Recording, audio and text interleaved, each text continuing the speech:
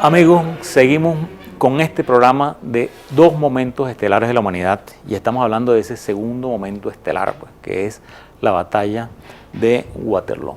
Como les estaba diciendo, pues Napoleón pierde sus ejércitos, pues una parte en Rusia, otra parte en España, en Rusia con aquello de la tierra arrasada, y como decían, que lo mismo le pasó a Hitler con el general invierno, pues lo agarran a esas tropas del invierno y el hombre tiene que regresar después de grandes pérdidas y hasta que lo derrotan tiene que abdicar y bueno, se pierde y lo meten preso, por decirlo así, pues en la isla de Elba, pues preso pero con ciertas libertades, ¿no? Que es la inspiración de esa novela fantástica de El Conde de Montecristo, que es lo que se llama Los 100 días.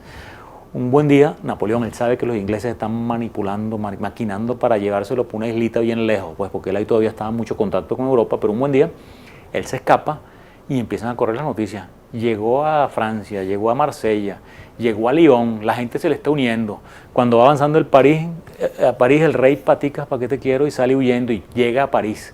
Pero esa noticia van corriendo el mundo y todos aquellos enemigos que él había pisoteado comienzan a agruparse. Este gobierno de Napoleón se duró los 100 días porque duró prácticamente 100 días, pues desde marzo del año de 1815 hasta junio del año de 1815. Entonces, él era un hombre, por supuesto, inteligentazo, Napoleón. Él cuando llega a París, él ve que se empieza toda Europa a alborotar, ¿no? Los austríacos empiezan a mandar un ejército, los prusianos o alemanes otros, los ingleses otros, y él sabe que él no puede permitir que esos ejércitos se unan, porque si se unen, él no va a poder derrotarlo, él tiene que irlos liquidando uno a uno. Y con la misma que llega a París, sale hacia Bélgica a enfrentar a los ejércitos. Entonces, cuando llega a Bélgica, da el primer zarpazo y se enfrenta al ejército prusiano a cargo del general Blücher y lo derrota, pero una derrota que no es del todo contundente, que no destruye al ejército de Blücher, y Blücher sale huyendo con su ejército. Entonces Napoleón planea su estrategia, él dice, no, a este ejército tengo que terminarlo de aniquilar. Entonces divide un 30% aproximadamente de sus tropas y se la da a un general Grouchy, que uno de sus generales, que era un general absolutamente mediocre, y le da la orden: persígueme a los prusianos y acaba con ellos, no dejes que se unan con los ingleses, porque por ahí cerca estaba el general Wellington con su ejército inglés. Entonces él lo que quería evitar es que los prusianos se unieran con los ingleses, era la forma de él triunfar.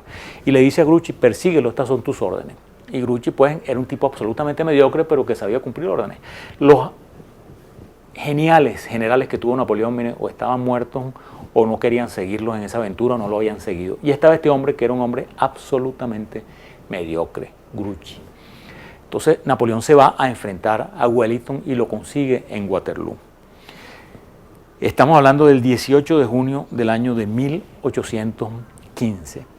Bueno, la noche la pasan lloviendo, aquellos soldados de Napoleón en aquel pantano no podían acostarse a dormir, tienen que dormir uno de espaldas a los otros con aquel frío, con aquella lluvia.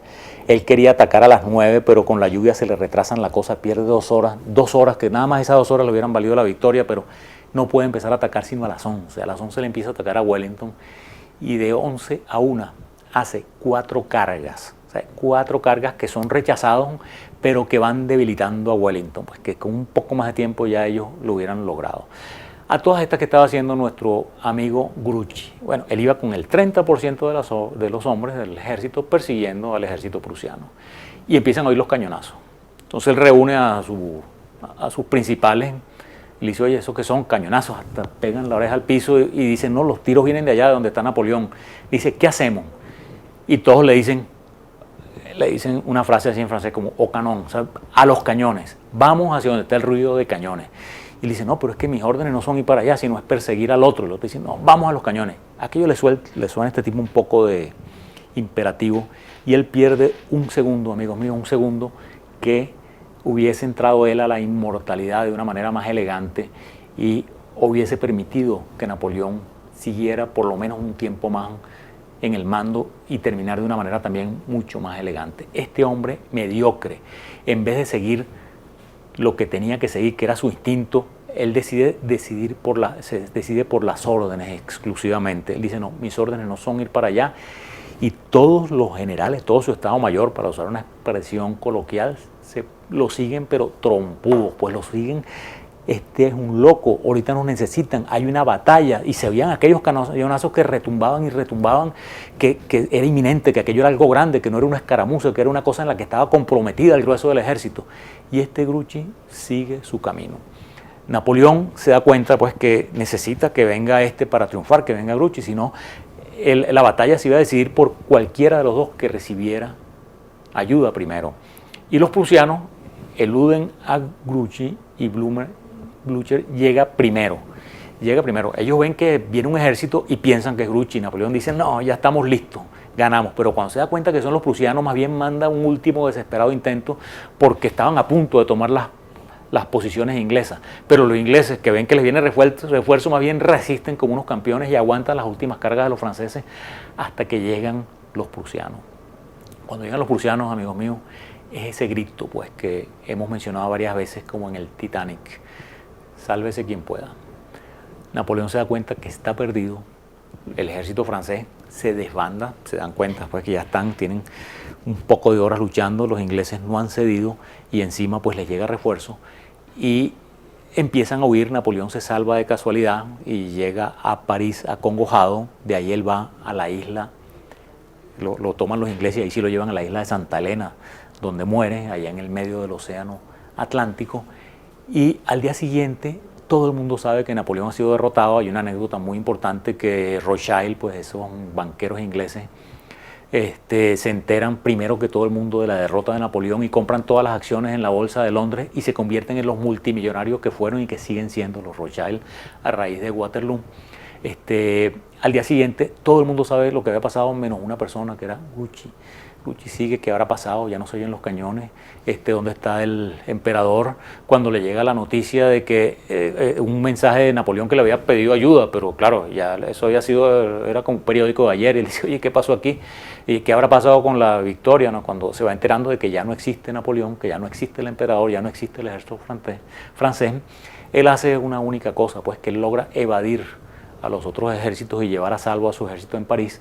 Pero este hombre, que tuvo en un segundo las llaves de la suerte de su país y la suerte del mundo y la suerte de Europa en sus manos, la desperdició por la torpeza de simplemente decir, yo sigo órdenes, y no escuchar los llamados de su corazón, los llamados de su instinto, los llamados del sentido común.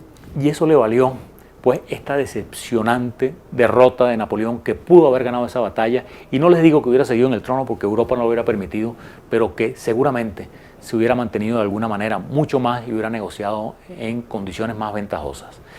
Bueno, amigos, muchísimas gracias, muy buenas noches, y ahora vamos a nuestra acostumbrada sesión Educando a nuestros padres.